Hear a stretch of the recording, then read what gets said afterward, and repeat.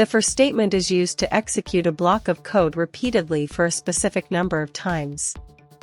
It consists of 3 parts: initialization, condition, and iteration. These parts are placed inside parentheses and separated by semicolons. The loop begins by initializing a variable, checks a condition before each iteration, and updates the variable after each pass. The loop continues as long as the condition evaluates to true.